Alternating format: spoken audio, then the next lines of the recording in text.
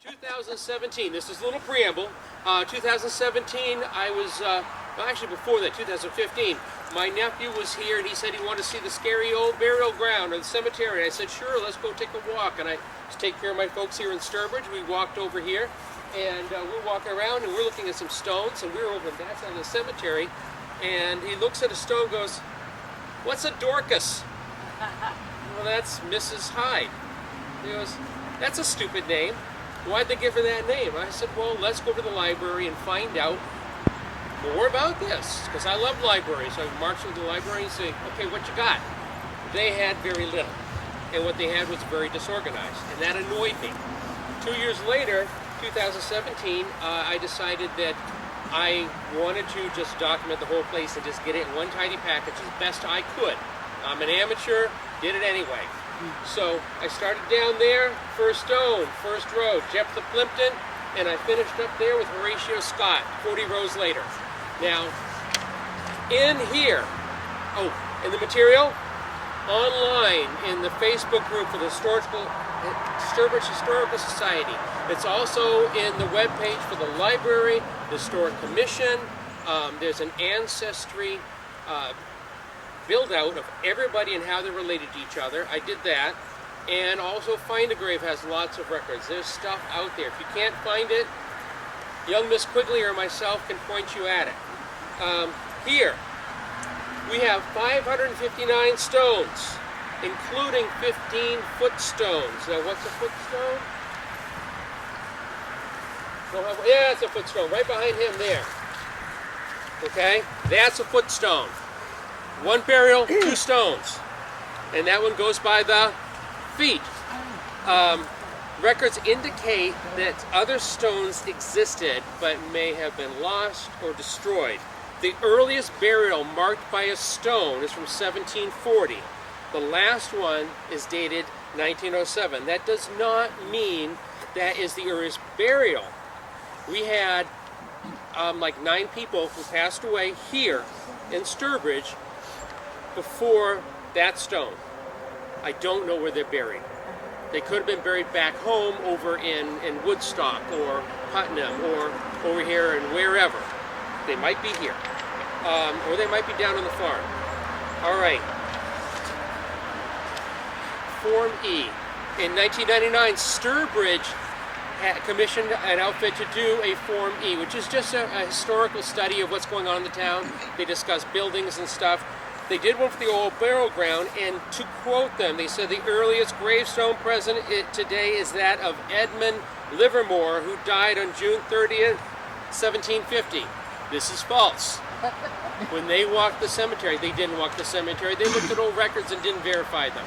I've got, how many? I've got 14 inscribed stones from before 1750. So they missed.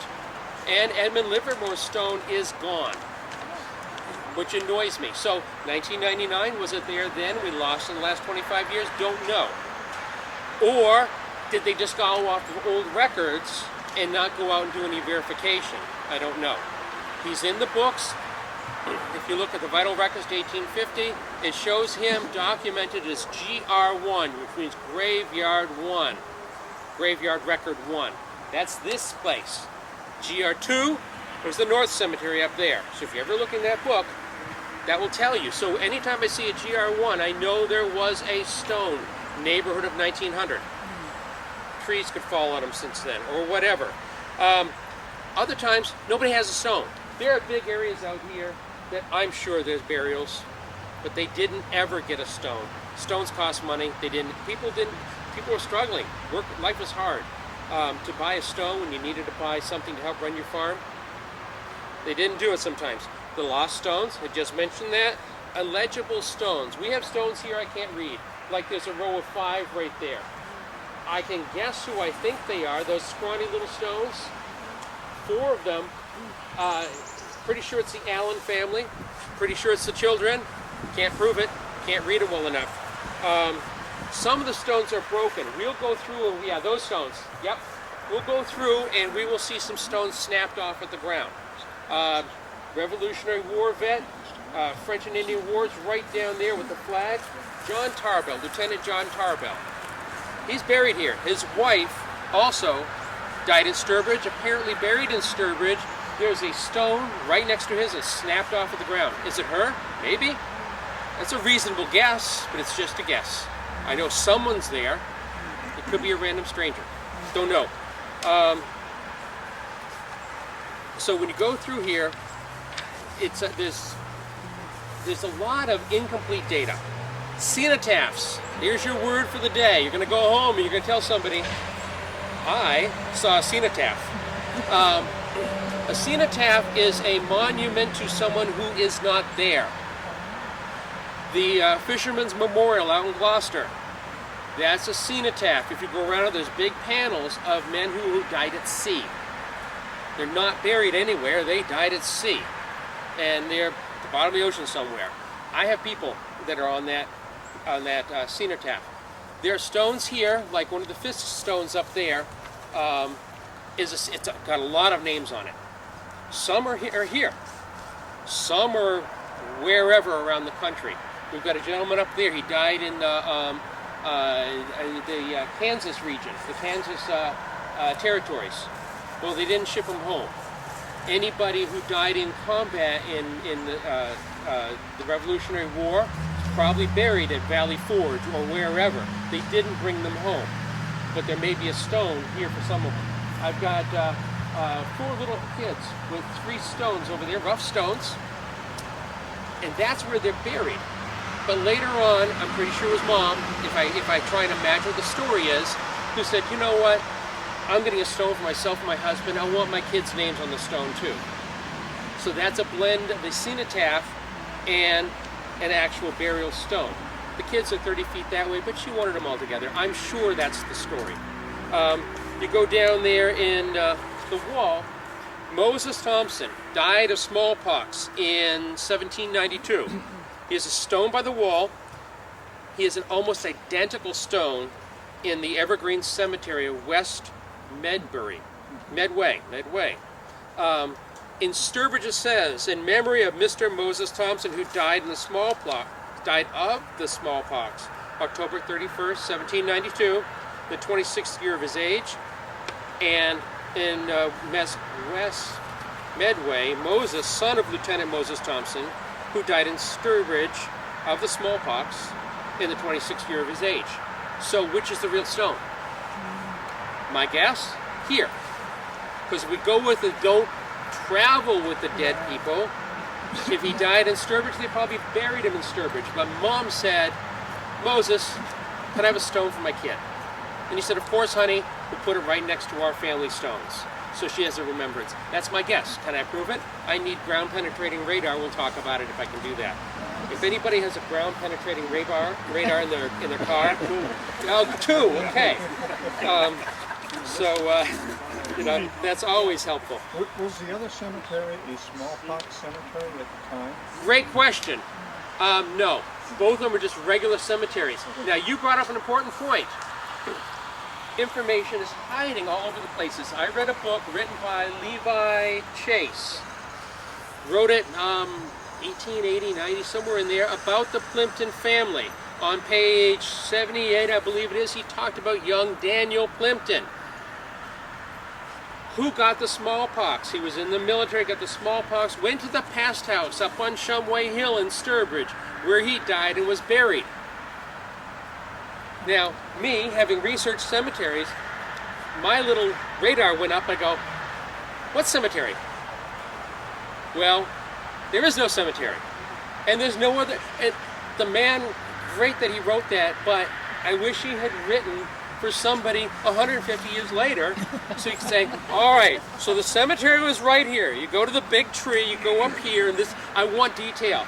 Instead of just always on Shumway Hill. Now, there's a possibility using LiDAR and going out there and crawling through the wilderness, we might find a cellar hole or something would go, this might be the spot.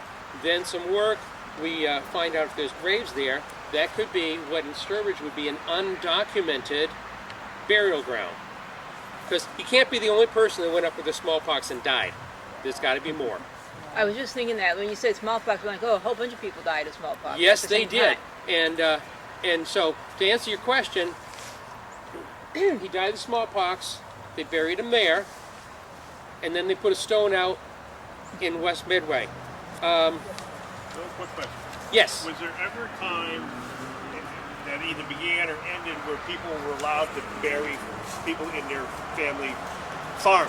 This whole time, you betcha, there wasn't a law. Okay. There are people that are buried on the hill.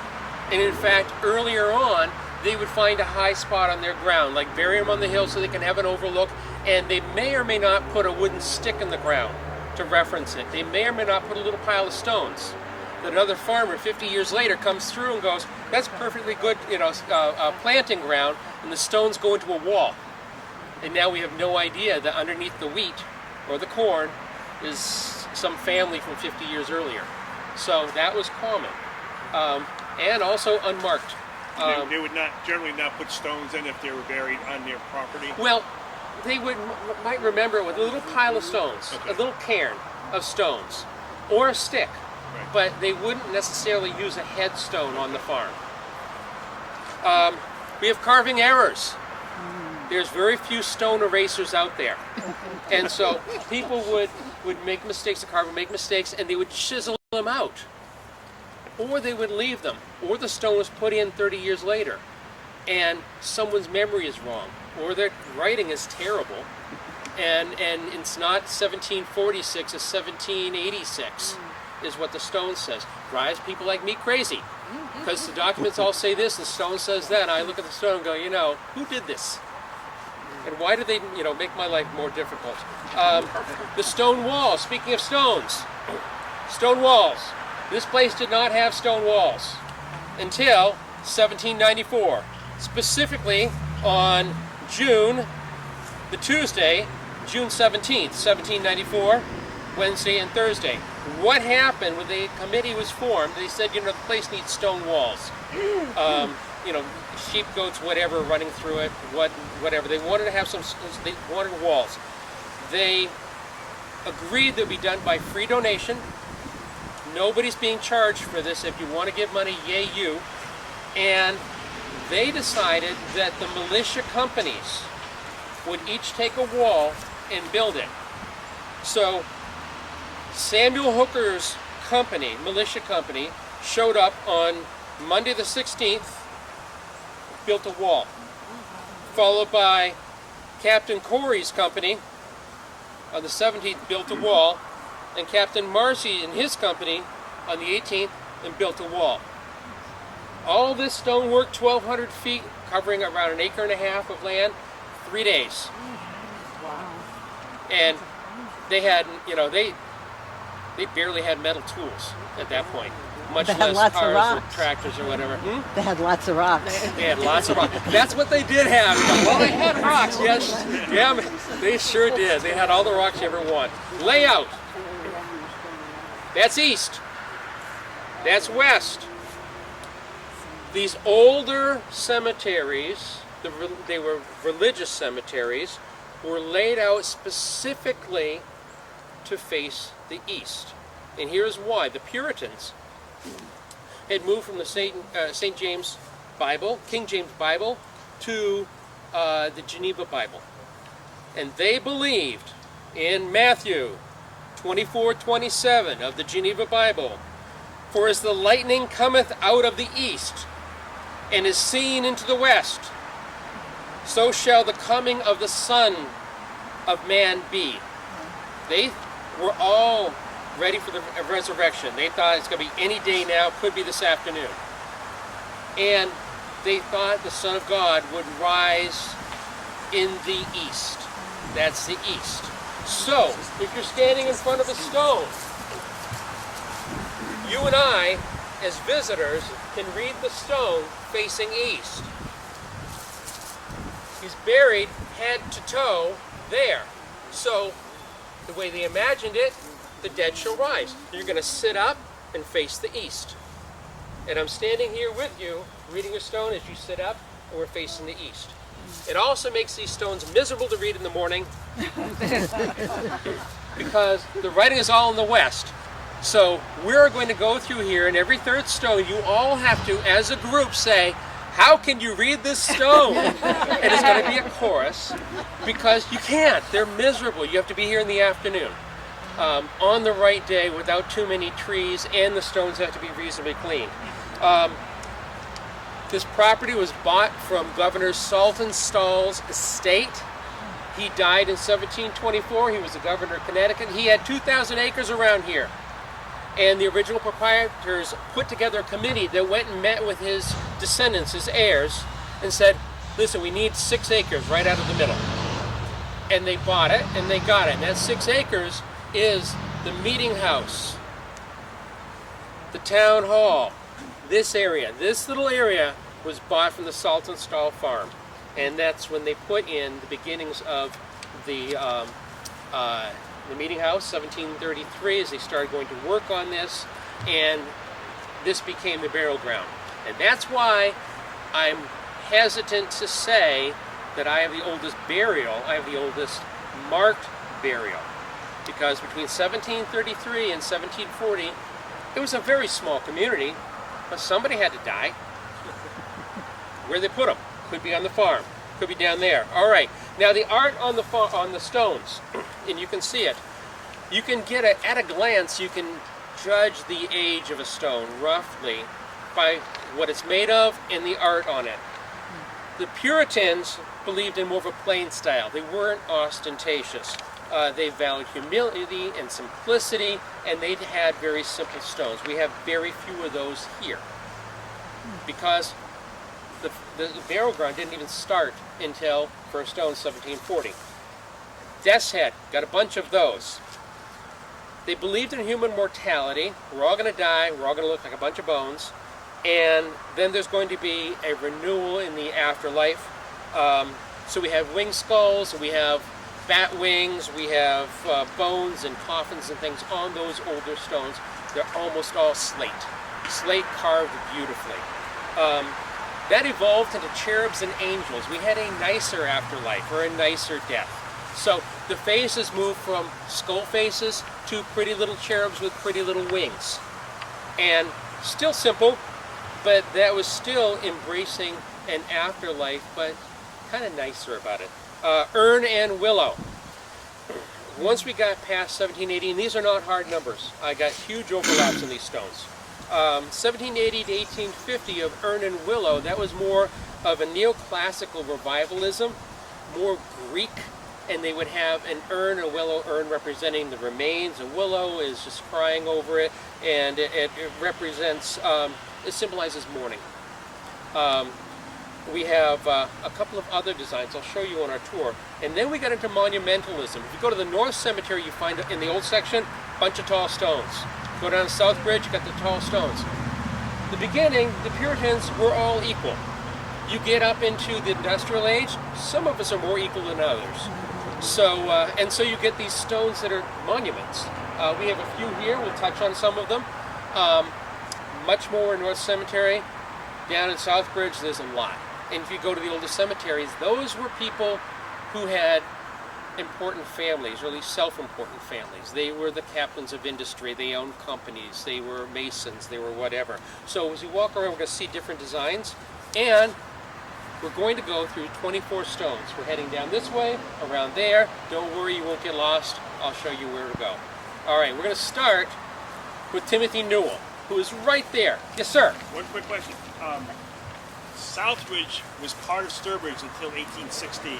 Yes. Prior to 1816, were people in South, did they have their own cemetery? Were they carried up here and buried in this, was this the town cemetery, which prior to You're 18 1816? pages ahead of me. Just curious. No, great question. No, they didn't have a cemetery. This was it. Okay.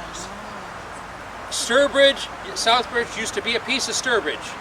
So did a piece of Charlton used to be a piece of Sturbridge. And we got rid of those. I don't know, we didn't like them, or they liked them more. Whatever happened, Southbridge, and they started their own cemetery and their own records.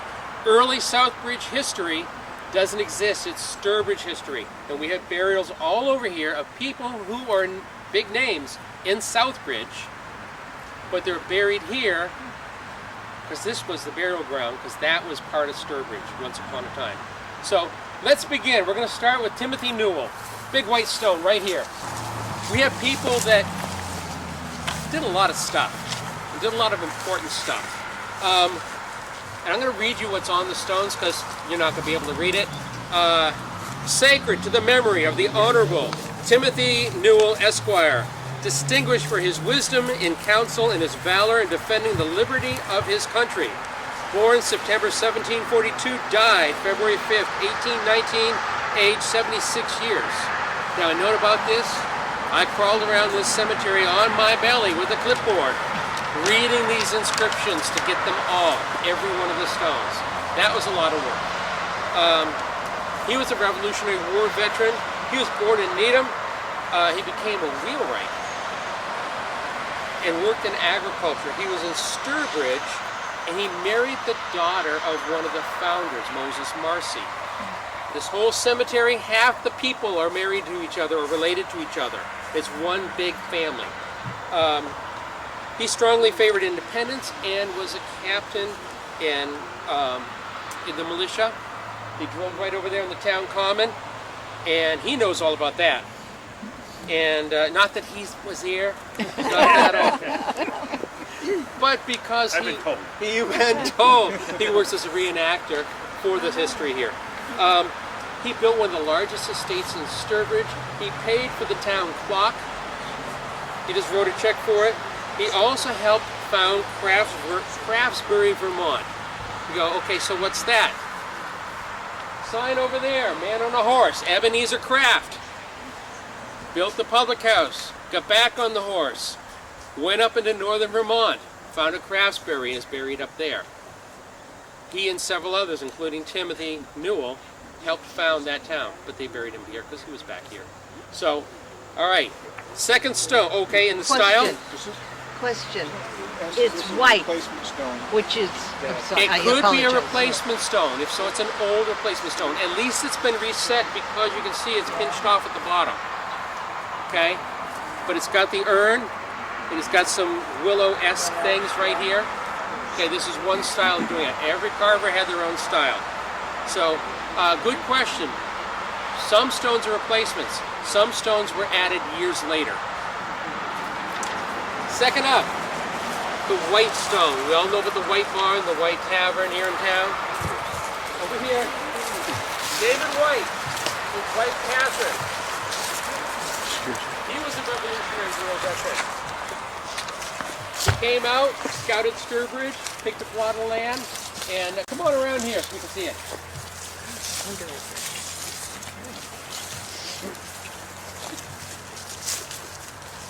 He picked a plot of land, and in one of the historical sketches of Sturbridge, it is written, nobody knows why he picked his family up and left their home in Medfield and came out to the wilderness. But when you research the cemetery, which they didn't, his first cousin, twice removed, is up just past that tree. She was an old lady.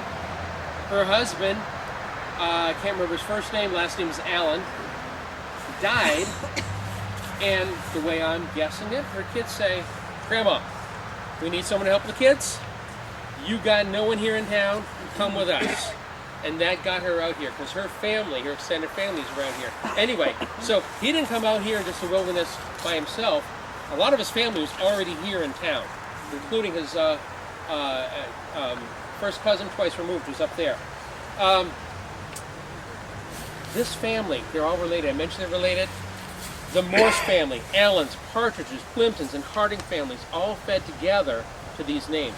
It's especially true if you look at the wives. They're not usually documented as, you know, the maiden name. I did that. I documented everybody by their maiden name. But, you know, they have her as Miriam Allen. Well, she wasn't an Allen. She was a White family.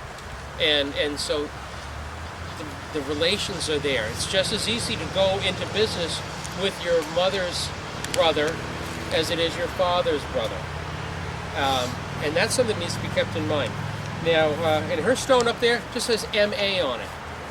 But by looking at it contextually with the records, they're able to figure out as Miriam Allen, then do the genealogy, and here we are. His son, Oliver, has built a sizable cabinet making shop, and his house still stands over at 369 Main Street, over near the old Sturbridge Village-ish. Thomas Cheney. And we're going to pivot right around. We're going to go right Can here. I ask you a question? Yeah. Yes. What did he make this hump when he like? Now? Why is that like that? That's what they wanted. Okay. That's what they wanted. They decided they wanted a little crypt, and there's 4 coffins in there. There's 4 burials in there. So they're not buried under the ground. They're in a little They're- cave that we're looking Right. at. And then Kinda. covered it Yeah. with. Okay. Yeah, and that's documented. They've got paper in the library on that. The preservation people at Fenton Lair documented this. They took the whole thing apart and rebuilt this 25 years ago. One So, more quick point. Sir. The White family, they had a huge farm. White Jr. had a sawmill, and it's where Old Sturbridge Village is now, where the entire museum is. That was the White's farm. The building out on Route 20 was one of the White's Right. houses. that was their whole That concentration. was their whole thing. But that they, was their that's- area. I have a question. Sir, Any idea what the small stone is? I do. This stone, which was just it was just laying in the dirt, and I dug it up. Oh, It's I believe it's red eye white, and this is in my documentation, but I don't remember this one for this because it was 7 years ago, and but this is one of the kids. It was a small stone, and it belonged with these guys. It was broken off. It looks like it was broken off. It's broken off and tossed in the grass. yeah. Thomas Cheney, right over here.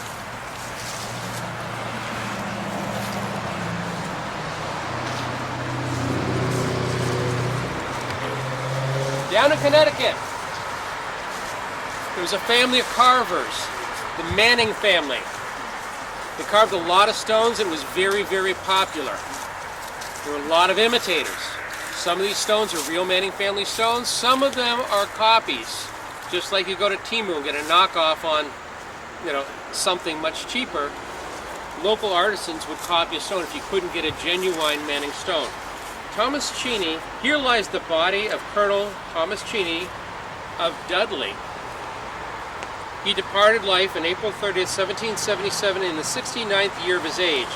Though now in the cold and silent grave shall rise, in ye glorious morning of ye resurrection of ye just. East, resurrection. They truly believed in this, it could be an any day thing. Interesting to me, they had a big estate over in Dudley. So why are they buried in Sturbridge? I don't know. It annoys me. She outlived him. I mean, they got a burial ground over there, and she's buried here too. That's his wife. We cleaned his stone. We haven't got to hers yet. They're both examples of the Manning stone. He was very active in the French and Indian War. He was very wealthy. There's stories about that, about him finding war treasure. We have fist fights over whether or not people like this actually served in the Revolution. Because if you go on to Daughters of the American Revolution, they will write about gentlemen like this and some of the others. They served civilly, meaning they were in the legislature or they were on the committee to write this. They weren't out running through the hills with muskets, but they were part of the Revolution. And at the time, he was old, so that's all he could do. So we fight with each other about whether or not they were really in the Revolution. But this is very distinctive with his lobes. And you've got the angel face with like hair and the carved scroll work on the side. Sam Hobbs. Oh, we have more tourists. So is this actually a Manning stone? Or This is, I believe this is a Manning stone. This one and this one are Manning stones. I think he used to sign it with something up on this one. Did he sign the stones? I don't know. I don't recall, but he was very I don't popular know. in Manning. But yeah, but there's copies and then there's variations all over here and every other old cemetery throughout this area of Massachusetts, Connecticut. Sam Hobbs, that's a name to know. One, he was in the Boston Tea Party. He wasn't living here. He was living up near Boston. He was young. He was single. It sounded like a party. Tea party. That wasn't meant to be funny, but oh well. Bill, real quick, what's this guy's last name from Dudley? This Last is name. Thomas Cheney. Cheney. Are there Cheney families buried in Dudley, the rest of his family, or is he the only Cheney buried in this cemetery? He's not the only Cheney. His second cousin's up at the top of the hill. Now you got to my page 19. Okay. I'm sorry. You're spilling all my secrets. I'm sorry. Did you read ahead? Okay. So Save no. that for later. Yeah, Save that for good later. question. These families were all intermarried.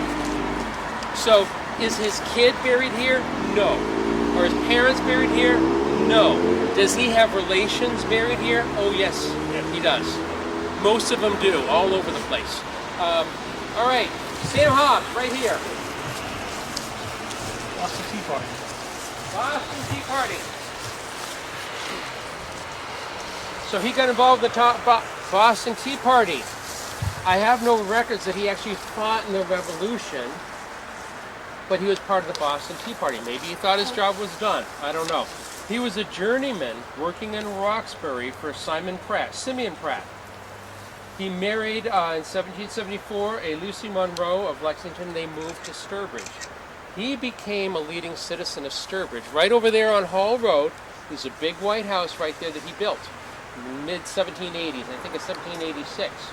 They had a tannery there, and you can still see the big divots in the ground where they would cure the hides. So they would tan the hides right there in the ground, right by Hobbs Brook. So now Hobbs Brook at the time was this wide because beaver weren't allowed in town. They made hats out of them. Now, you know, it's a big wide thing with wetlands behind it and everything. None of that existed. I've seen the old pictures, and you could literally step across it. Now he was a town officer, and he hung out with some of the other leading citizens, like General Newell, who we saw, Dr. Corey, who was the town physician, and Major Upham. We'll visit him in a minute. These were the people that townsfolk looked to for guidance and leadership as they developed the early Sturbridge. And his home still stands right over there on Hall Road. Now, early times is James Dennison. We're going back uphill. You know what? You didn't check.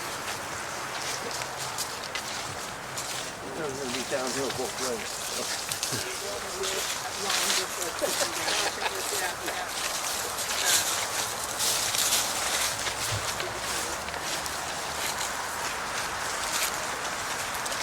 Are any of these stones signed by the Yes. carvers? Some are. Yep. In fact, some are signed. Sure. Come on up. James Dennison, first settler in Sturbridge. He beat the Fisk brothers here by like 15 minutes. You know, they took a different offer and whatever. They showed up very close at the same time. On the stone, this is a red sandstone stone. In memory of Mr. James Dennison, born in Scotland and first settled in this town, who died May 22nd, 1785, in ye 85th year of his age. My flesh shall slumber in the ground till the last trumpet's joyful sound. Then burst the chains with sweet surprise, and in my Savior's image rise. Again with the rising and the resurrection right over there. It's coming up with the sun. Southbridge was mentioned. Dennison Hill in Southbridge was named for a guy, him. And so that was his farm. It was a big farm. Everybody was getting hundreds of acres of land. And so that was Sturbridge. And he died, it was still Sturbridge. And he's buried here in Sturbridge. Story goes that the Fisk were up on their hill, on Fisk Hill, chopping away, and they put their axes down. They heard the chopping continue. They looked at their axes, and there was no chopping. And they go, wait a second, somebody else is around here. So they followed the sound. Dennison had done the same thing.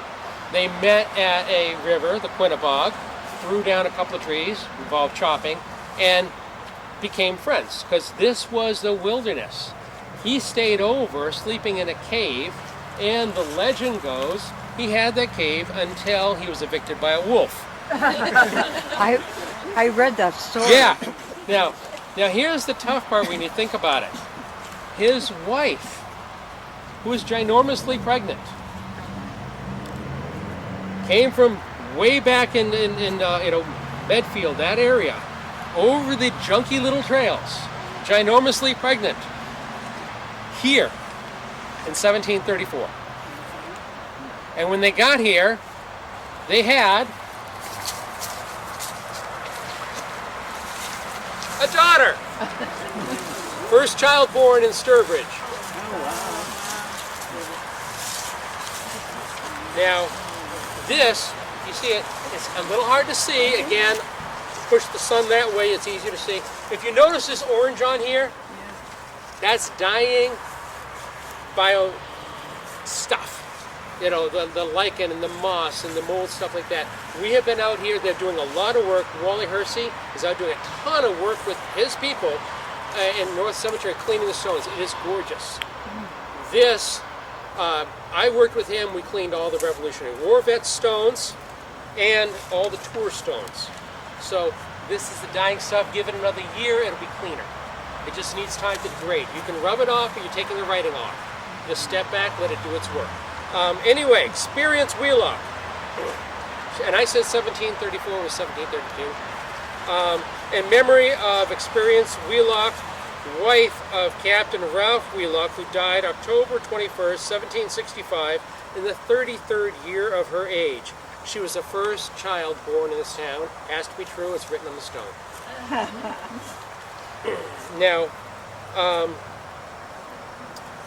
her father was the first settler. Her mother was the ginormously pregnant wife of the first settler. She married Ralph Wheelock, who was an important man in the militia down in Southbridge area. She had 6 kids, and her youngest died, Priscilla, right there, died 11 days after she died. So it was a childbirth complication, more than likely. There is a painting of the property, which her husband, Ralph Wheelock, inherited by a Sturbridge artist, Francis Alexander. Did a painting in 1822 of Ralph Wheelock's farm. Beautiful painting in that style. Next up, another kind of a stone. Another quick Sure. point. The cave that he supposedly stayed in, it's still there. It's in Southbridge up on Dennison Drive. It's really just a jumble of rocks. It's not a carved out cave, but it's preserved. I think there's a bronze plaque in front of it. You can find it and you can walk into it if you want. Okay, I got a question. Yeah. Is the wolf still there? No, he got evicted too. All right, next up. I got a question to ask Sure. you. How deep were they buried? Great question. Deep enough not to smell and not get dug up. The reason why I'm asking this stuff is because of the way back in the days and stuff, when they buried animals. When you have the dynamite there, what they use for They dug around them. The big rocks they were using. All right. Okay. This is a very special stone because it's one of like 3 or 4 examples of this stone in our burial ground, and it's by far the best. Others are worn almost completely away. Very helpful people decide to clean stones.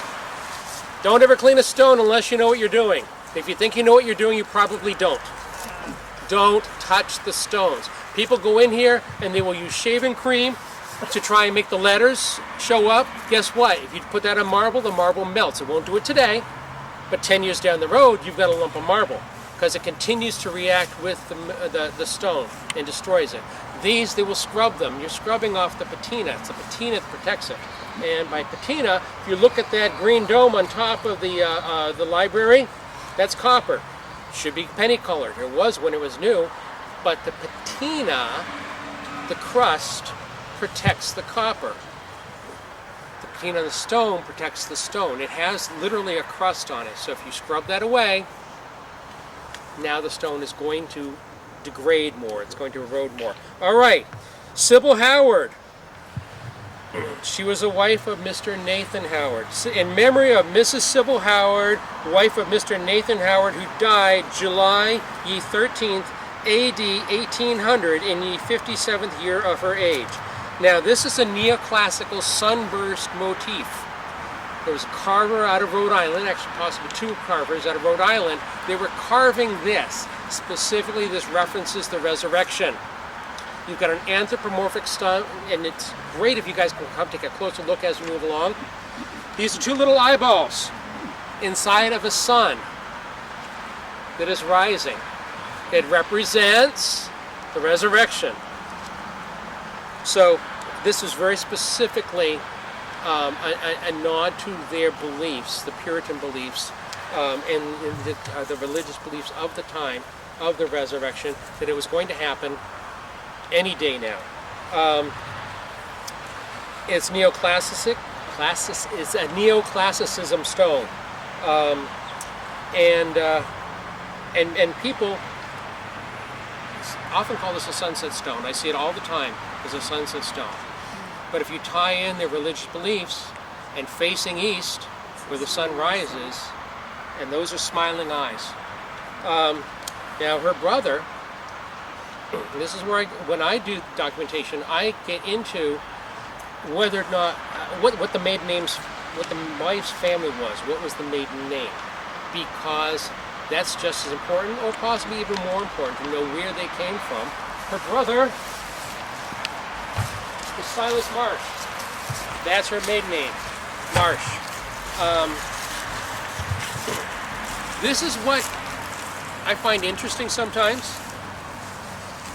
Mr. Silas Marsh died June 3rd, 1836, 89 years old.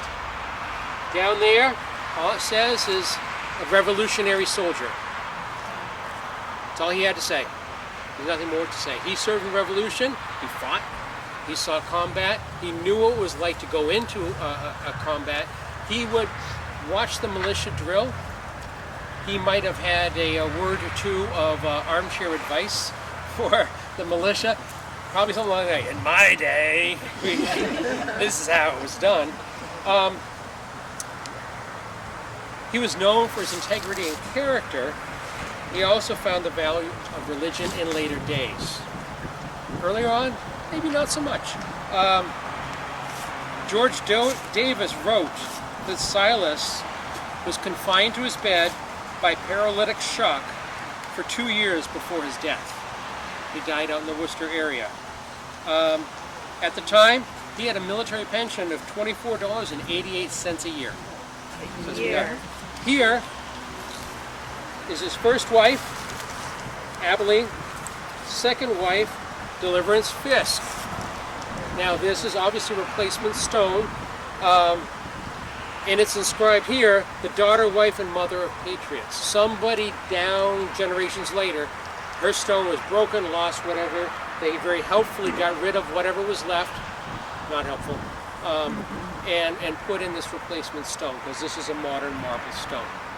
First wife, second wife, and this is part of the Fisk. She's the daughter of the Fisk family, one of the most important families in early Sturbridge history.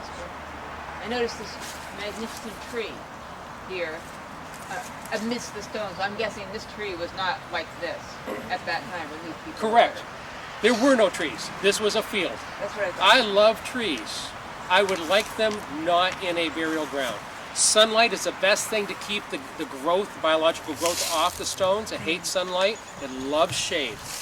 It also loves to drop pieces of tree on the stones and destroy the stones. That's why we have snapped off stones. And we also have roots that you get to trip over and break something. This tree more than likely dates to 1940. And I can say that because it was, we had a hurricane that came through 39? 38. We had a hurricane came through, knocked over whatever trees were going on at the time, probably wiped out a bunch of stones, and they replanted. They said, oh, pines are pretty, let's put in pines. I wish they put the pine over there.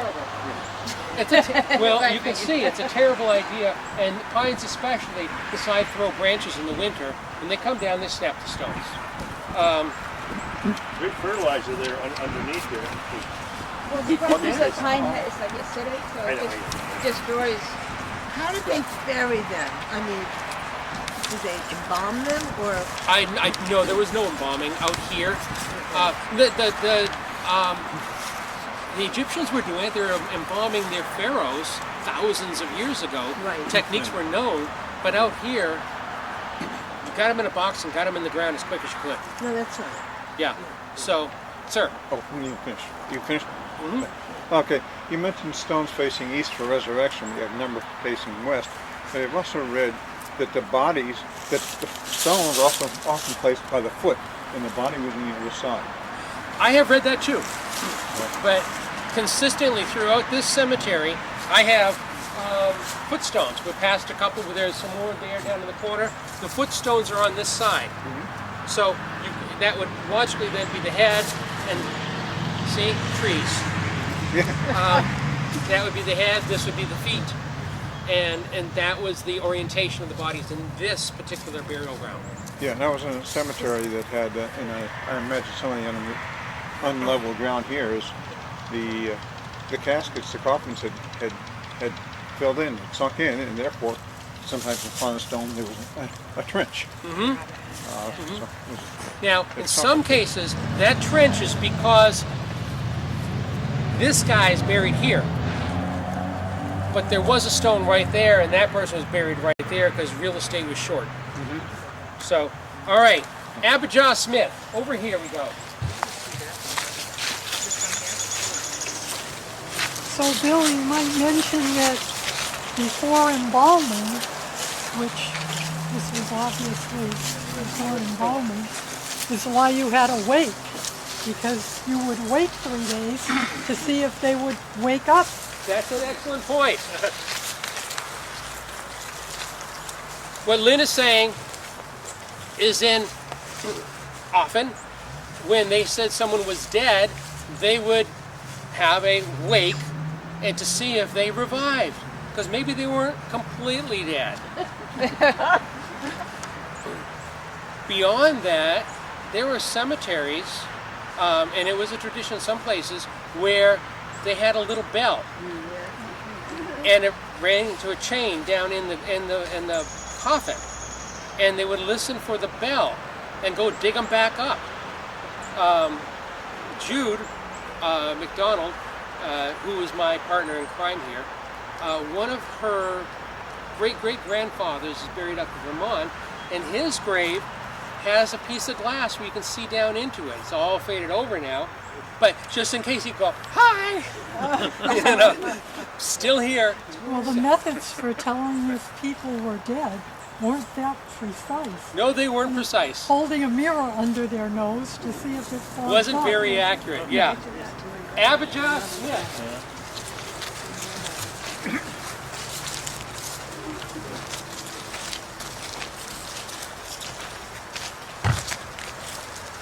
This is another skull and wings stone. Silas Marsh, a Revolutionary War hero, soldier. Simple stone, didn't have much to say, but so many children died. This stone, in memory of Abijah, son of Mr. Abijah and Mrs. Mary Smith, who died June 12, 1790, aged 17 years that day.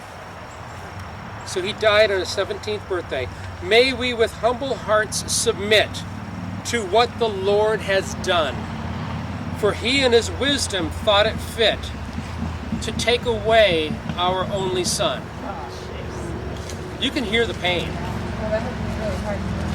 It's terrible, because you imagine a 17-year-old just getting ready to go out on his own, to be an adult and have his own place in the town, in society, and bam, dead. Of, in this particular case, measles. It's deadly. We have people in here, measles, cholera, we have canker. Canker is an old name for scarlet fever. And that would wipe out dozens of kids, all gone. So he was their eldest son, and this was the end of the era of the skull and wings motif. Major Thomas Upham, our monument. Yeah, right. This is what I'm talking about with the pine trees. See this? There's a broken stone over there. Yeah. Yeah. One snapped off. Yep. I don't know where it came from, but it's over there. That tree. Is that an actual Broken stone? stone? Now there are pieces of slate litter around here, That's a stone. Looks like and that might be something that never made it into a stone, Okay. or maybe a piece of a stone, and we'll never know because it's got no inscription on it. But this is what happened when a storm happened recently. Yep. It doesn't even need a storm. It just needs a bad attitude. It's really the brain. What?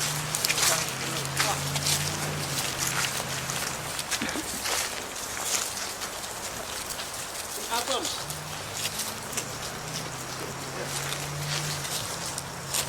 All right.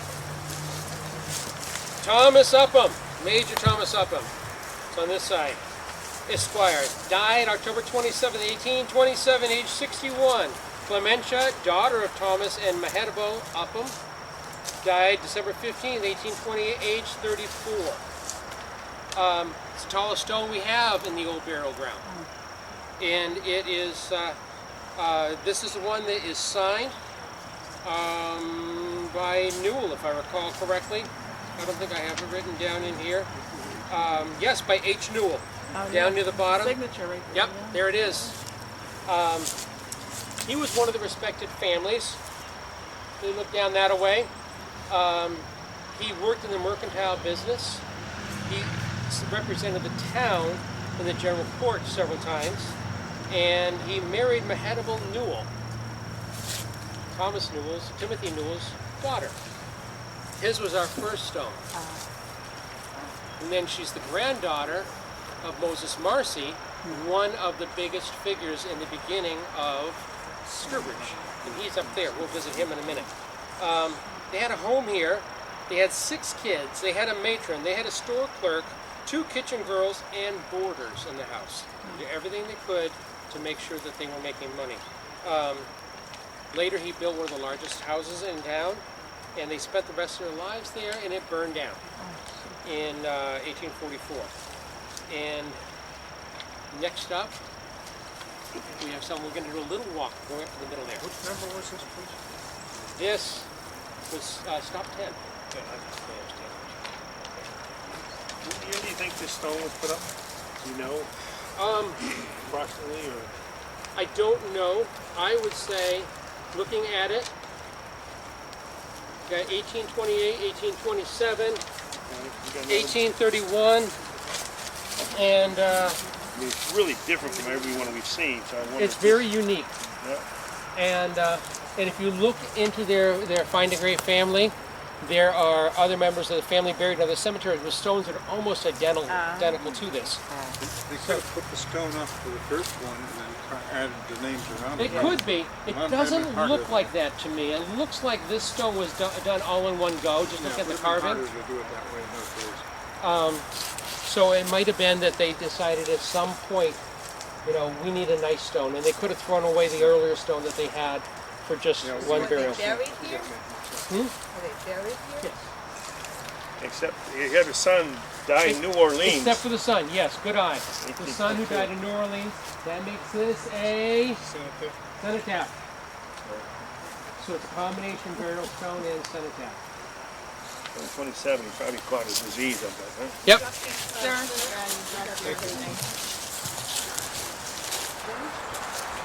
Watch your roots. Well, that's what we're studying, aren't we? Pretty much. I knew that would get somebody. I could. I just set them up and they knock them down.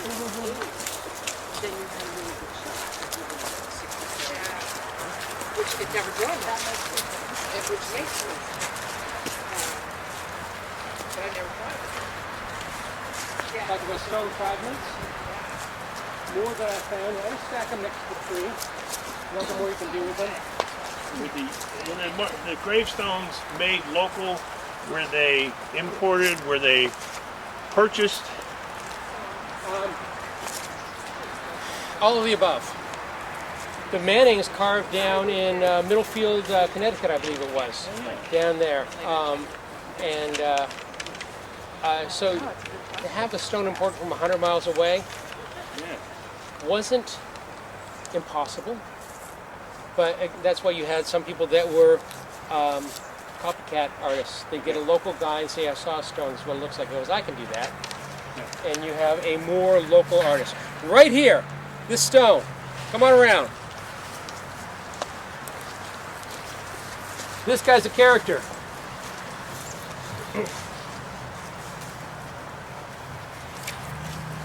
Yeah, it's 104 years old. 147. So, Deacon John Phillips, 1760 to 1865. We had people that died very young. Life was tough. We had some people that said, hey, I'm tougher. Deacon John Phillips, he died February 26, 1865. Age 104 years and 7 months. Wow, that's cool. And 26 days. So you want to make sure that, doggone it. Now, here's his wife. Her stone reads, a good woman. And I'm thinking, she's making him dinner for 85 years. How many meals does she have to make to get past a good woman? As he's saying, you only made 85 years, so that's all you get. Oh my goodness. I laugh at Jude about it. So how long did she live? Not as long as him. Off the top of my head, 84 years. Oh, okay. So she's tottering around, making him a sandwich. She goes, you're a good woman, that's all you get. Tough in those days. Okay, but his says, the hoary head is a crown. Hoary, which basically means old and crusty, is a crown of glory if found in the way of righteousness. Now, he was a Revolutionary War veteran. But on November 8, 1864, talk about tough, he lived up where the Hamilton Rod and Gun Club is. That's where their property was, up in that area. He had his kid. His kid was like 78 years old.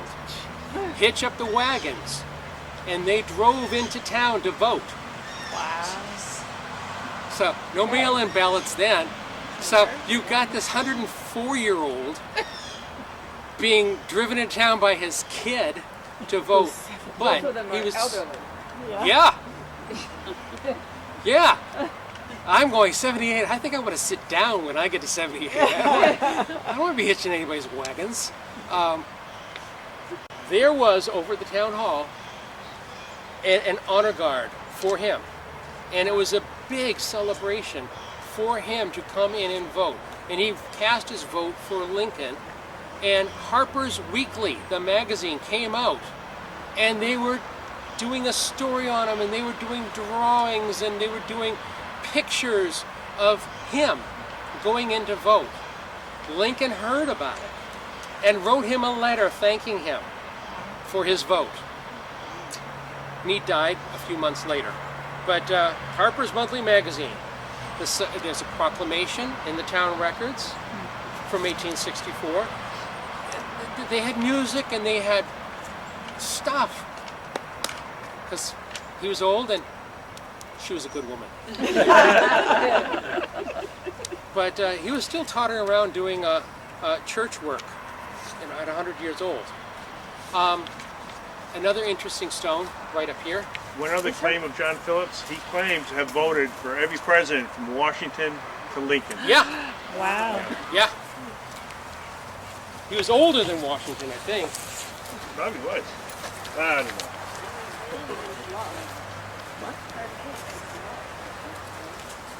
Either So that he or voted that's for the winning candidate every time? Yeah. A lot of the ballots were the first ones.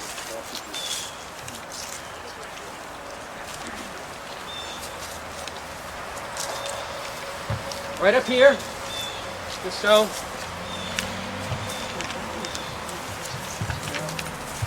Elizabeth Weld. In memory of Mrs. Elizabeth Weld, wife of Mr. Moses Weld, who died July 11th, 1763, in the 37th year of her age. Down at the bottom, also Nehemiah Weld, son of Moses and Elizabeth Weld, died July 11th, 1763, aged 11 days.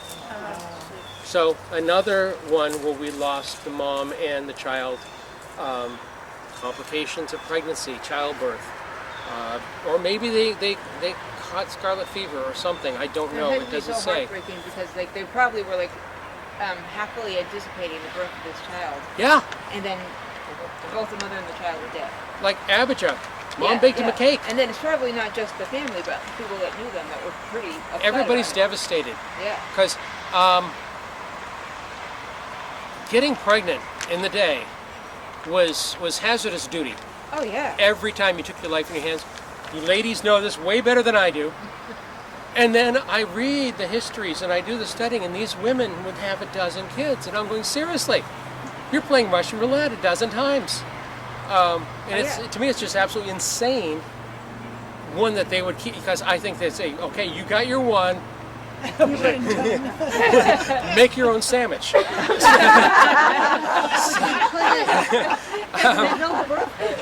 There wasn't, but they had the children were their inheritance. The children grew up to work the farm.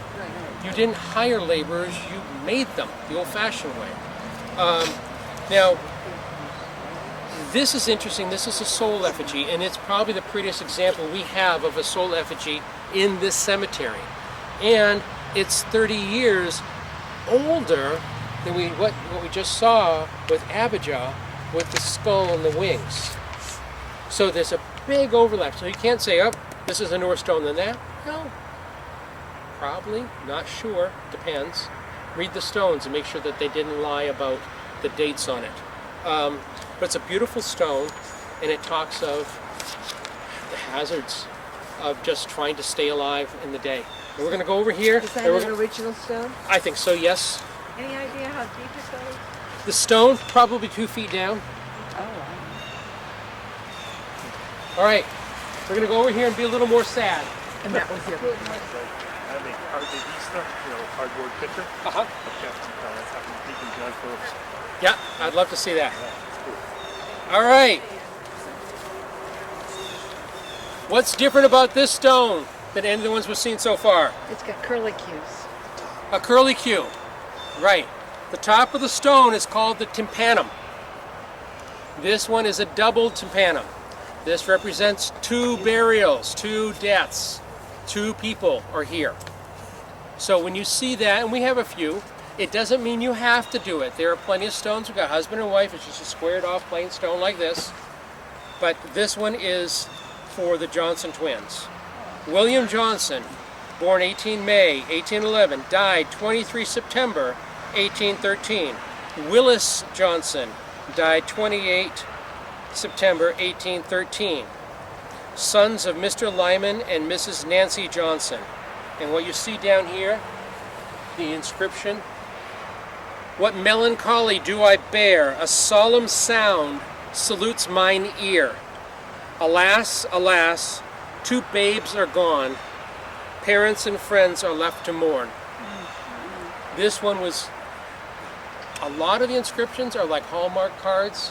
You know, you find an inscription you like, you say, I want one of those too. And the guy who's carving the stones go, I got all these choices. Which one do you like best? Some of them are very uniquely written to the individual. Abijah's stone was that way. This stone was that way. They lost their first child as a stillborn. This is the whole Johnson plan right here. First child was a stillborn, and then Is that the little stone over here? could be, Stillborn? could be, Possibly. probably is. I'd have to look that one up again. I brushed up. I knew all these stones cold in 2018. I brushed up on all the stones we're going to see today. They lost their first son. Then they had another son. They recycle the names and use them over and over again, which makes me crazy as a researcher. And they died of dysentery, and it was fatal. It would kill you or not, and you could just hold on and hope. Children, little children, were at the highest risk because it dehydrates you. What causes dysentery?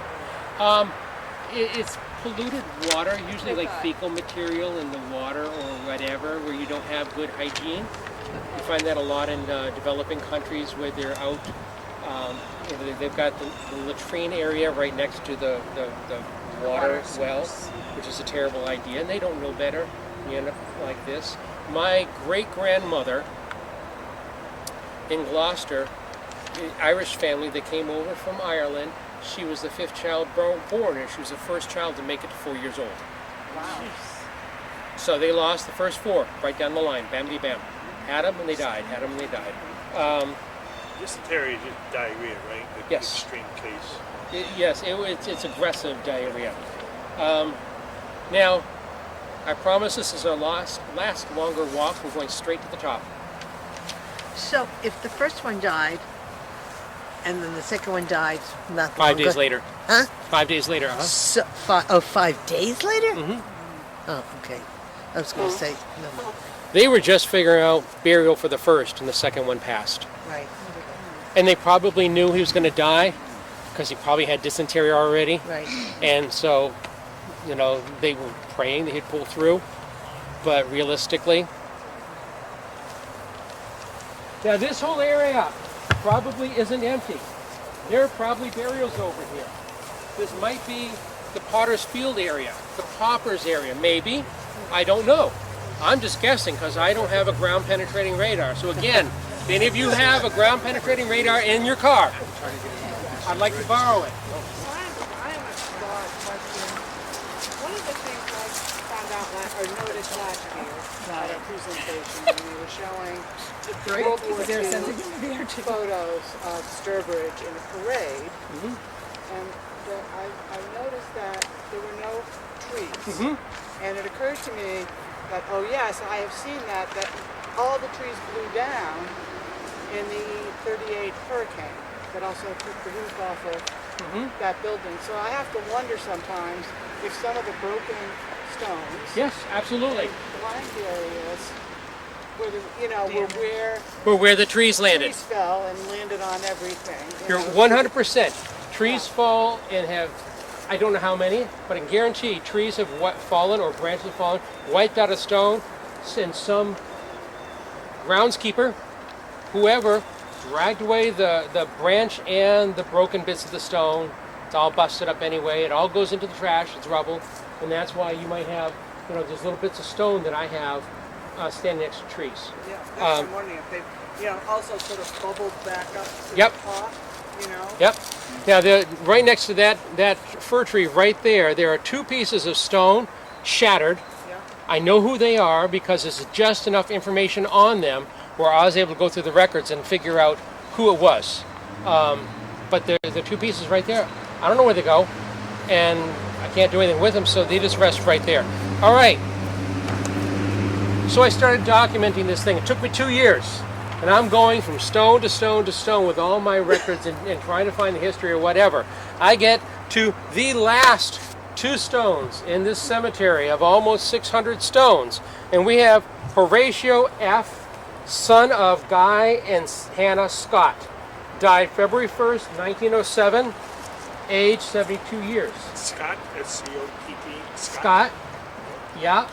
Now, this is the most recent burial in the cemetery.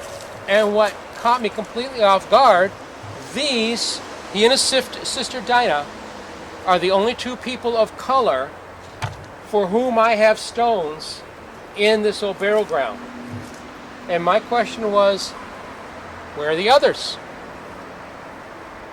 We had people in town that were Native Americans. We had people that were freed slaves, or the children of slaves, as he was. His father was a slave, if I remember correctly. We have lots of people. Very rarely do I find stones for them. Sometimes I was just working over in Brimfield. There's a stone put up by a family for their housekeeper, who was a person of color. So, but you don't see it much. Now, these stones were the same size. That one snapped off, probably a tree, and they reset it down low. But that's his sister, and this is Horatio. It's tall, it's pretty, it's got a beautiful arch on it. It's a plain style. This, like some of the others we've seen recently, are a modern plain style, not the Puritan plain style. And it's functionally the same. Just it's a different kind of stone, maybe a little bit of carving in here. But this is the last marked grave we have.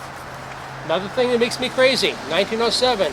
One would think there are town records that document that they got permission to bury Horatio here, and there's a process that we'd think the town was going through, and one would be wrong.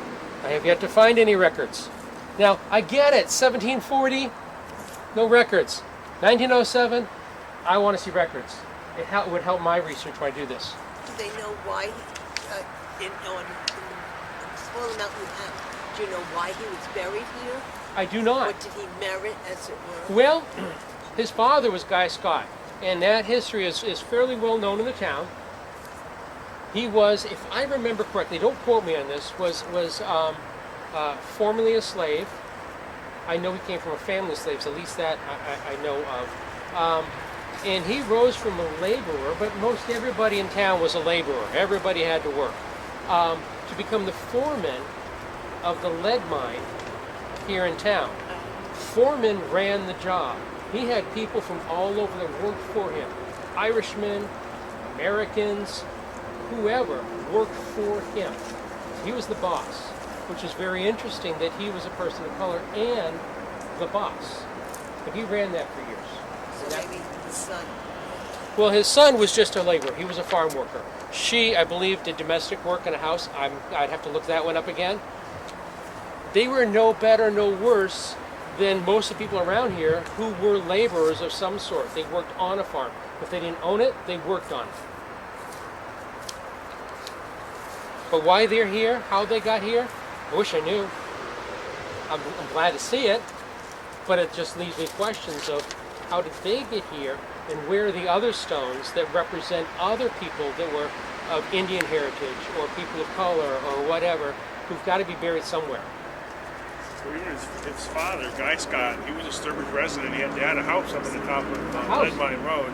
Yes. And where's he buried? I don't know. Don't know. Excellent question. Him and his mother don't know where they're buried. He, as saying, he had not more than a house. He had a farm. It was like 37 acres. Yeah, they did very well. His estate included silverware and things like this.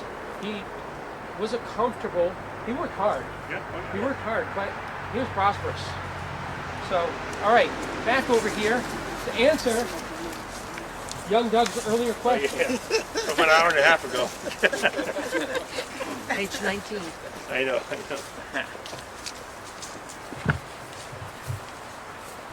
Here's a couple examples. Now here's the one snapped off by a tree. Oh yeah.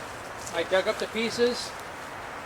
Stephen, a son of Richard and somebody, and I've got a date. I got enough information. I know who that is. But a tree took that one out. Oh look, another tree. Took that one out.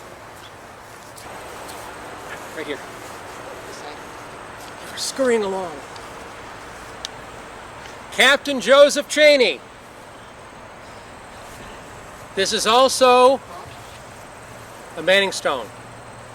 You can tell by the lobes over the face with the little hair-like things. In memory of Captain Joseph Cheney, he departed this life October 3rd, ye 1779, in ye 71st year of his age. Behold my, now here's one of the hallmark style inscriptions. I see them by the dozen in old cemeteries. Behold my friends, as you pass by, as you are now, so once was I. As I am now, so you must be. Prepare for death and follow me. That got dark. So, but that was a standard inscription on many, many, many stones. So he was a town selectman in the second year of our town. He is a second cousin of Thomas Cheney, who was our third stop. Died, I think, a year after Thomas. Same kind of stone. They were close enough to, to be family and know each other. He lived here in town. He died. Jacob Corey. Remember I mentioned the men who would walk around, Dr. Corey with Timothy Newell and Hobbes. They walk around. Well, he recorded that. Jacob Corey recorded that Joseph died on October 3rd, 1779, with tremendous vomiting. Oh, jeez. Good to know. So we have probably 20 stones around here of this style-ish. Some variations on it. He had 100 acres of Sturbridge. He bought them from John Bishop, an original proprietor, and it was part of land up on Shumway Hill. And he sold it to his son, Nathan, and Elijah Plimpton, who was the husband of his daughter. So he didn't sell it to his daughter, he sold it to her husband. She can go make a sandwich for 85 years. And they still have a house that still stands on 224 Holland Road. Now this is another one that just gets my attention. It's right over here.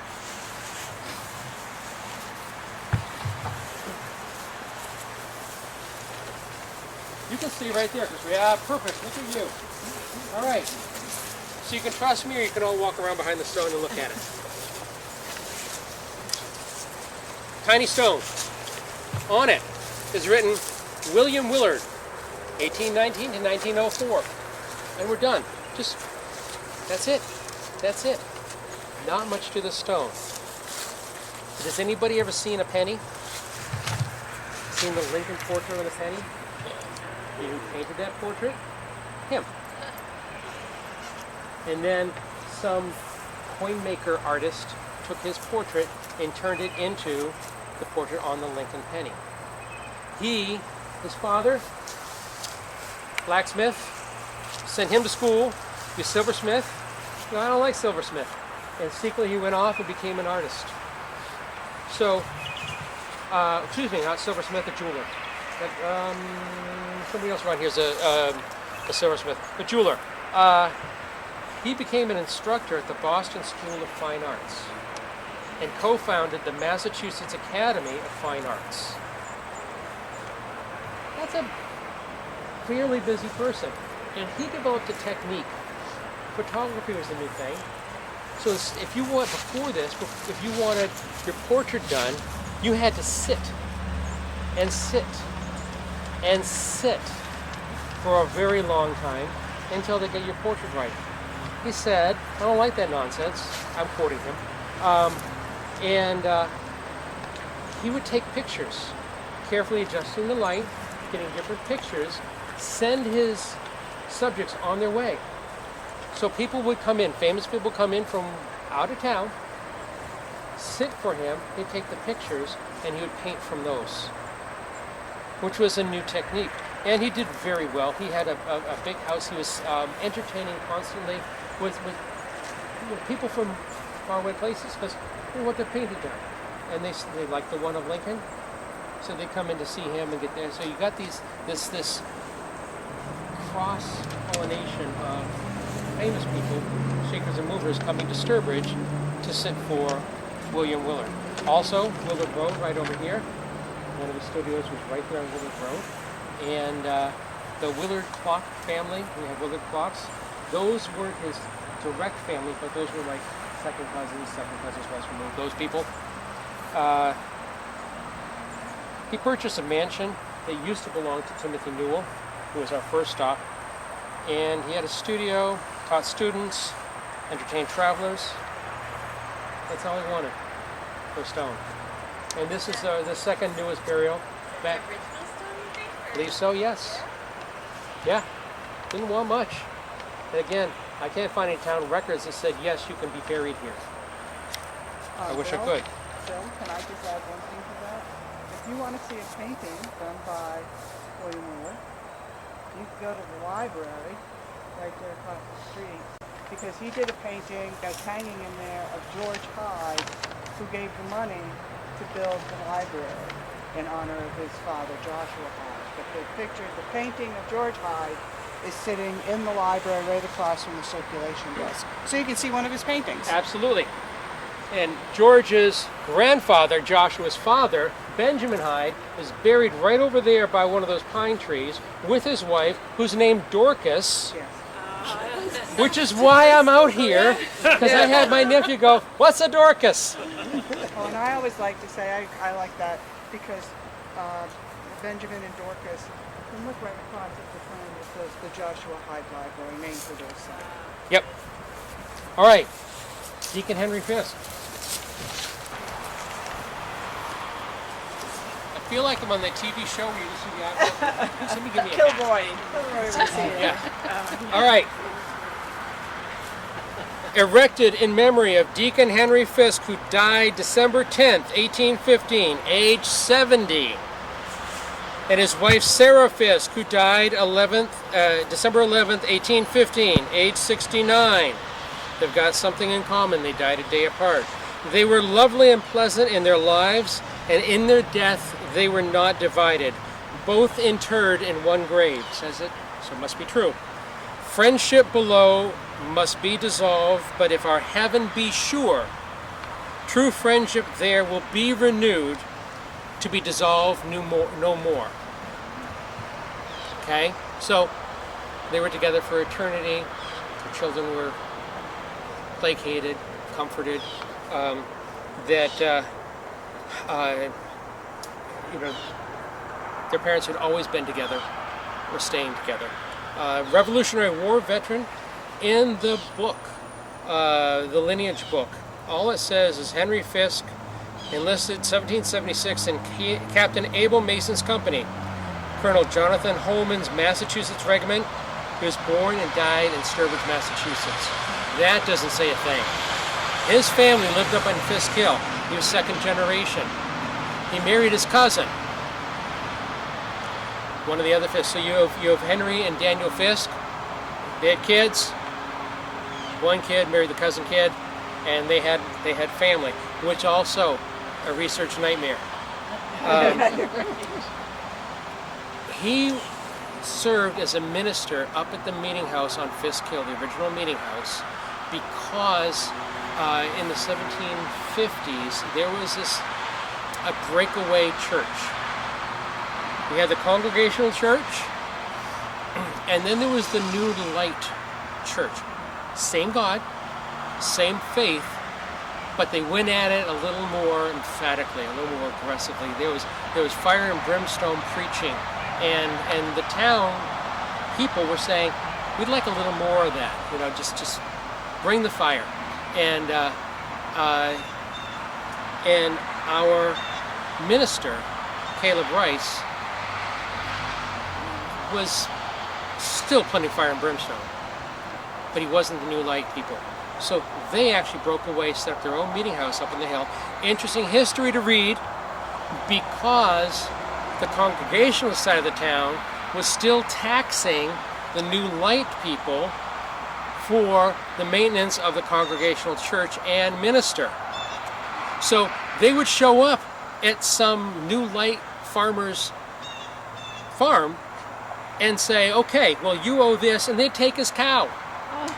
I know. And he'd walk away with his cow, and they go, hey, that's my cow, I'm still milking. And there was schism in town, and some of the people here in town were selected to try and bring the townsfolk back together, to find a way to reconcile the two versions of the faith and what the basically taxation theft of their property, because they didn't think, if they're not going to the church, why are they paying for it? And so he was one of the people that had, it was his meeting house up there on the hill. And the original road to Southbridge ran up over that hill. Not this nice little roll down here. No, you had to climb Fisk Hill and then come down the backside of Fisk Hill. How long was that meeting house there? There was several. Fisk Hill? several in a row. The first one I think was replaced in, gosh, call this 1810, somewhere early 18. Then with a nicer one, and that one is gone as well as most of the Fisk Farm buildings. So in 1803 there would have been a meeting house on Fisk Hill? Probably. And when I say that, I know there was a first one. Oh yes, there was one of one kind or another. Yes. Earlier one was rougher, and the newer one was a little more permanent, but not that permanent because it didn't stay long. Now, one of the things that is interesting here, they go a little bit downhill again.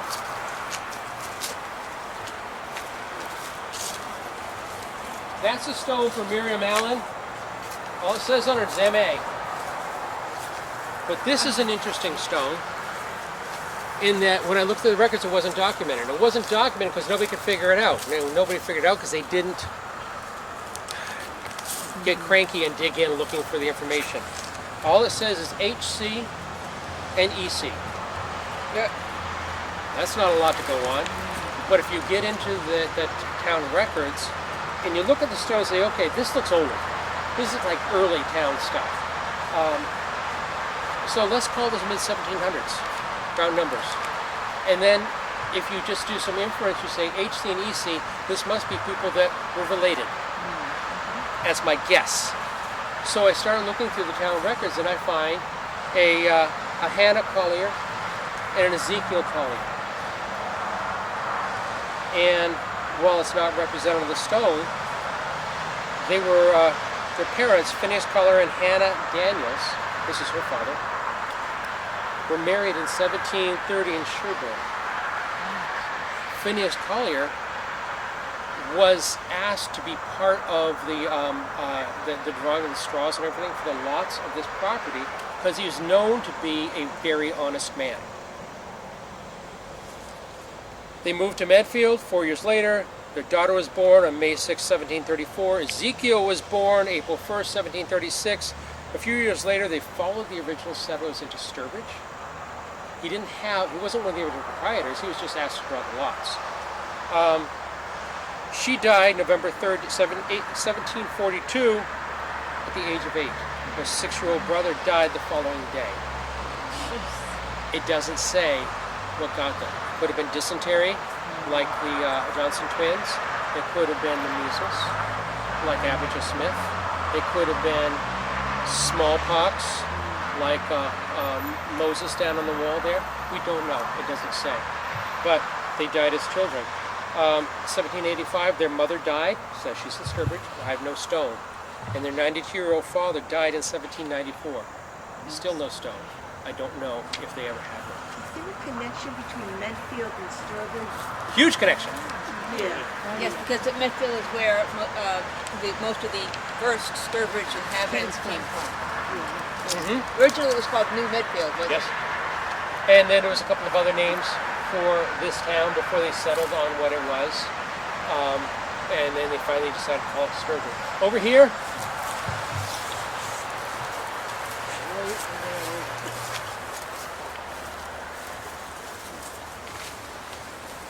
religion was important. I think it's more than a cornerstone, it was the foundation of everything everybody here did in the day. You have this stone. I should be on that side, you should be on this side. That's Ichabod.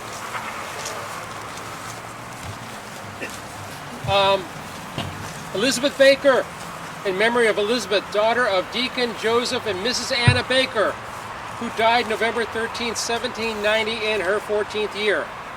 And it says, a law eternal does decree, all that are born shall mortal be. Another one of their hallmark style inscriptions. It's on countless stones. Her father was 54 years old when she was born. He had a wife, had a bunch of kids. She died, went and got another wife, had more. So his current wife at the time was 30 years younger than him, and she passed away. He was a deacon in town, an important person. But this is another style of the winged cherub. So if you look at this, you've got the cherub. This is not Manning style, but it certainly hints at it. You've got this full work down the side. You've got the cherub face, the hair. You've got some little wings here, but it's a different style wing. This on a square sandstone. Sandstone is easy to carve. It doesn't last for diddly. These things fall apart. You really want granite, but they weren't into granite at the time. They didn't have the tools to process granite. It was done by a Ezra Stebbins, or his craftsman, who worked in his shop, East Longmeadow, which is that way. They had quarries. They produced a red sandstone that was stronger than what was coming up out of the Hartford area. He was a dominant carver in central and western Massachusetts from the 1760s to 1790s. And he was an apprentice of William Holland, who in turn had been an apprentice of the Johnson stone carving family in Milton, Connecticut. So many of these stones, some of these carvers it's derivative work or inspired work as they worked underneath a master carver. Another thing about some stones, they would go ahead and carve the blanks during the winter when they weren't out farming, because stone carvers have to eat too. And so they would have blanks stacked against the wall, and somebody would say, Grandpa died, need a stone. You go, well, I got a fine selection of stones right here, and then they would give them the information, they would carve it in. So you'd pick your quote, and you'd put your personal information, your vital records in there. So I have a question about this. So someone locally would purchase a whole bunch of headstones and have them locally? No, not a middleman. The carving shop, to keep his people working or keep himself working to the winter, he would go ahead and carve a template, a partial stone. And but these are pretty places kind of far away at that point. So well, how do you Longmeadow, Middlefield, Connecticut, were two of the bigger areas around here, and they'd bring stones up from there. How long would it take to get here? I don't know how long it would take. They would get the next wagon that was coming this way that was taking freight, and several days in the wagon. Certainly, it wasn't like FedEx these days, where I think about a package that's on my doorstep. Bought sheets a couple weeks ago, and I went in, my bed was made. Okay, so we're going to go all the way over to here. I know, long walk. Moses Marcy. He did not let moss grow on his shoes. He was running and gunning from the beginning. He was the first Sturbridge moderator. He was the one that was chosen to bring all the proprietors together and hash out how we're going to build this town. He also set up grist mills and sawmills. And he just didn't go down there and set one up on his own. No. On November 29th, 1733, the proprietors voted to have Moses Marcy have a 50-acre lot granted to him if he will build a grist mill on the Quinnebog River and dam where the said Marcy hath built a sawmill, to be completed before the last of September 1736. So he said, okay, we're giving you 50 acres, and they gave him other stuff. If he would please build a grist mill for the town needed a grist mill. So he built a grist mill. Then he charged the town to grind their grain. So he made money coming in and going out. He was a captain of industry. If anybody here was, he was. He built a nice home for his wife, his family, his workers. It's now, or the Notre Dame Church sits on what was his house. They tore down his house to put Notre Dame Church. This is another person. His entire history. He died in 1777. Was a Sturbridge resident. So, although his house is what was Southbridge, and he was a foundational citizen of what was Southbridge, it wasn't Southbridge, just like James Dennison and some others. So those areas were Sturbridge at the time? All of it. Yep. all the way to the Connecticut border. So there are paintings of him standing there with a glass of wine and ships in the background, because he was a captain of industry. Very fancy painting. Anyway, so here is his stone, and he's another one. He died in 77, but when the soldiers went off to war in the 76, 77 era, they did a parade past his house, a march by, because he was at that time too infirm to come up to the grounds here. And it was an honor that they gave him to parade by so he could review the troops. He did things as a civil person to support the Revolutionary War effort, but he wasn't out there with a gun. So some argue that this doesn't count as revolution, others count as it does, because just like anything else, it's not always the people at the front that make it happen. You know, they're the cooks and the drivers and the other people that make this happen. Anyway, so Moses Marcy, and this is an urn and a willow, one of the stylized things. You got a willow here, just little branches coming over the top, and you got the urn right there. And we're coming, and we're so close. We're so close. Speaking of church, we're going to go all the way up here. This stone. Super easy to read. It's been a little bit of damage or something. A touch, a hint. Now, I have in my records other stones by the same carver. I know what this thing looked like. But when I came out here in 2017, now near the side, HERTHEREVD for Reverend, nothing, and in the bottom of his ministry. It's not a lot to go on, but if you look at the history, and if you look at the stone next to it, which was his kid, his daughter, Rhoda Rice. If you look at that stone, same style, same stone, you go, you know, this must be Dad, because who else died here in his ministry? He was the only one, Caleb Rice. So Caleb Rice was picked by the Fisk family and the other committee of the proprietors to be the first minister, and it wasn't pauper's work. The selectmen voted to grant him a desk with a cushion.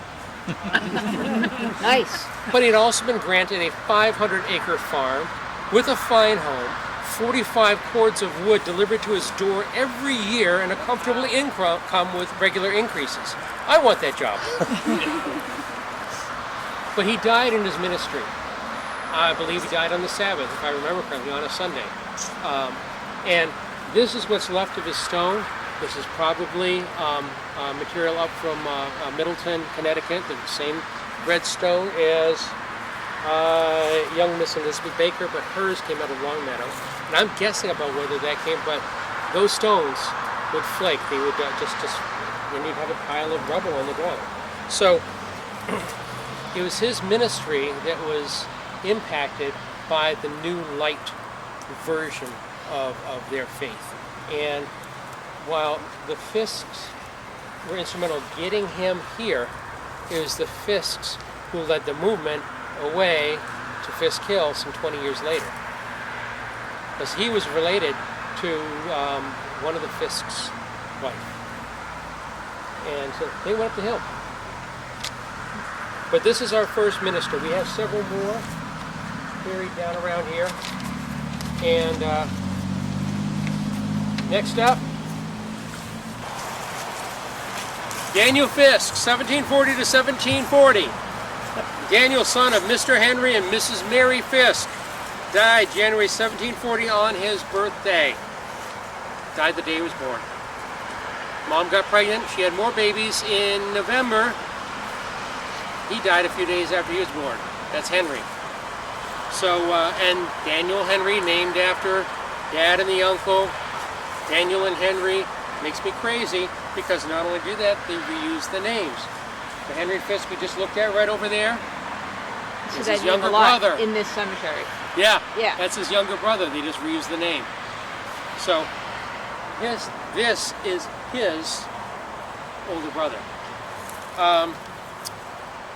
The clerk quoted, I touched on this earlier, 5 deaths were recorded before 1740. I do not have stones. And I don't know, like one of them says, Martha, daughter of Moses and Prudence Marcy, she died in 1736 in Oxford. But she's in our town records, and were they here? Or were they visiting Oxford? Where was the baby? And I don't know where that was. Anyway, this is the oldest stone we have. Oldest grave marked by a stone is the correct way of saying it. It's a beautiful little stone. It's very simple. It's a baby stone. But we have the first town clerk in the selected the first year, Daniel Fisk. We saw this with Elizabeth Wells. Very similar cherub with wings. Deacon Daniel Fisk. In memory of Deacon Daniel Fisk, who departed this life March 1778 in the 69th year of his age. Blessed are the dead that die in the Lord, all caps, Lord. Far from this world of toil and strife, they're present with the Lord. The labors of their mortal life end in a large reward. He was a deacon. He and his brother Henry, who's right over there, put the meeting house up on Fisk Hill, where they had their cows taken away, or their plow taken away by the Congregationalists, which was Caleb Rice's crew. You have a question? No, I was just saying Rice. Okay. It was a Baptist church. Its first light, or new light, was what they called them, but it was a Baptist church. And he died March 15th, 1778, of smallpox, which he contracted in Boston while serving as a representative of his town to the war. So, was he a veteran? Yeah. Didn't carry a gun, though. What year did he die? 1778. Now here's the last stone, and I find this one fascinating. The Draper family. Anybody ever hear of Draper Hill down in what is now Southbridge? They had a farm down there, big farm down there, and you can get, it used to be, you can get ice cream down there, still can. But Jude grew up running all over that property when she was young. Their family is buried right over here.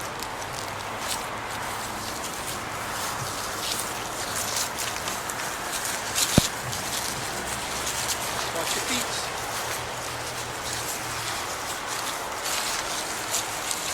Dad, Mom, a couple of kids, and Celeste. She outlived most of them. One of her sisters, her younger sister, went off to Wisconsin or Minnesota, somewhere up there. So she was still alive when Celeste died. And it's Celesta or Celeste, depends which document you're looking at, how the spelling goes. Celesta Draper died August 19th, 1866, age 66. She rests from her labors, and her works do follow her. Now, she came from a well-to-do family. They were comfortable, they were prosperous. She was the second to last. She was the last one in the town. She never married, never had kids. I believe she worked in the domestic industry, taking care of people's houses and things like that. But here's what's interesting. Everybody come around this side. Read the back of it. I was waiting for you. Come around.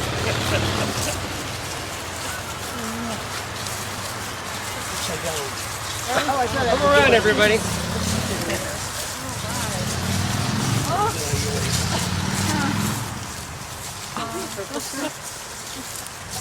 They started off on this side. Nope.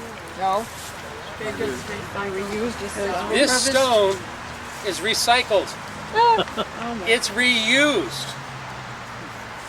Somebody, the people who are handling her estate, went to somebody who was carving stones and say, listen, what do you got that's cheap? I just need a stone. I don't have all that money. Just give me something cheap. Because, well, I got this stone from somebody, and I think the name is there. Because if you get right down here, Oh yeah. right where the concrete starts, there looks like the bottom of letters. And I want to get out here sometime late at night when nobody's looking and carefully chisel away the concrete so I can read the name. I'm sure that's not, going over the line here, but anyway, so somebody who is yet to be named died on May 12th, 1842. Maybe they didn't really die. Maybe they came back to life. That was 20. Now that was dark. No, certainly. So this stone kicked around some stone carver's shop for 24 years because nobody wanted it. And finally her estate said, listen, what do you got for $1? He says, I got that crappy stone in back nobody wants. Will you take it? It's just in the way. And they recarved it for her. So this is repurposed stone. That does happen. But again, the historian, the genealogist in me, my eye twitches because they set it in concrete before they told me to look at it. I wish somebody had got the records of that. I really would very much like to get the stone up because it's leaning a little. It probably needs to be reset. So what I find was this, she didn't care, didn't need anything fancy, much like William Ward. Was it her estate she blew through all her money, whatever we can get for $1, we're in. And because it doesn't tell us much. And I've looked at her estate documents out in the Worcester archives. It doesn't give me enough information, except there seemed to be a going farm that was worth money. Did it go to creditors or debtors? I don't know that part.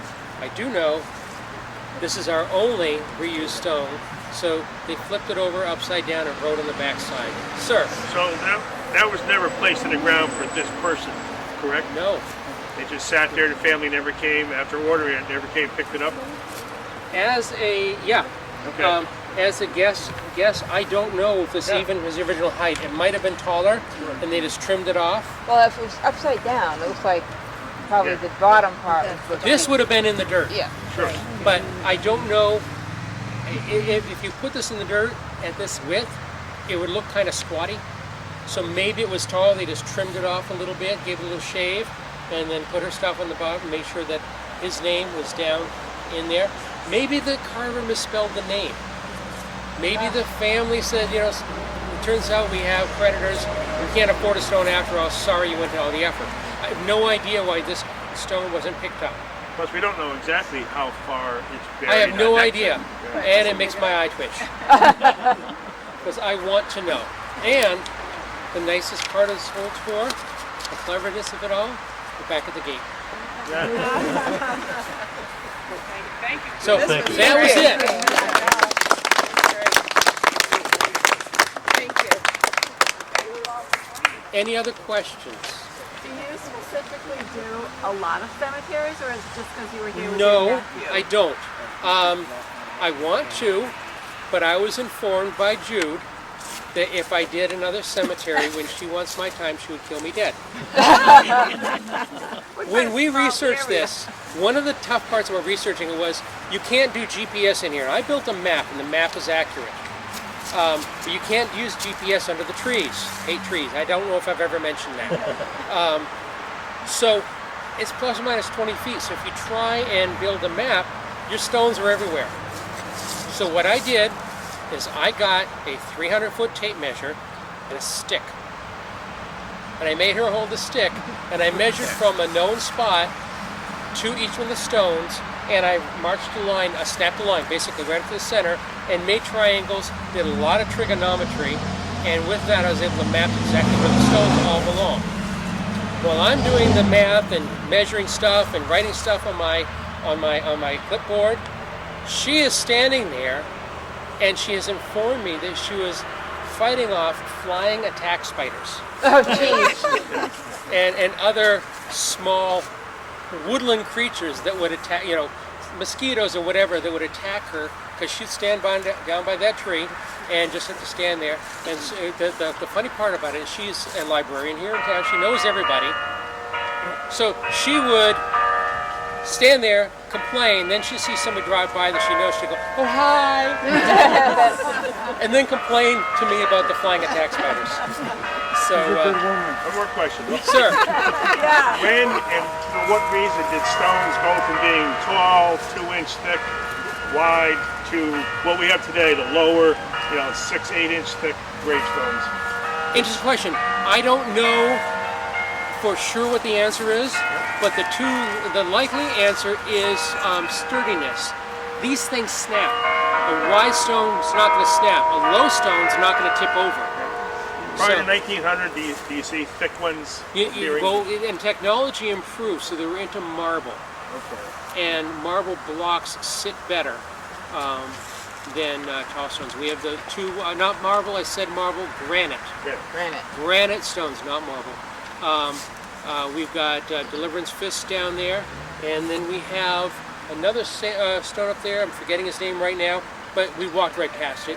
It's a low Hebert, I think his name was, up out of Connecticut. His brother's down in the corner there, both Civil War, Revolutionary War veterans. So, any other questions? Very good, thank you. Thank you. Thank you, everybody. Thank you very much.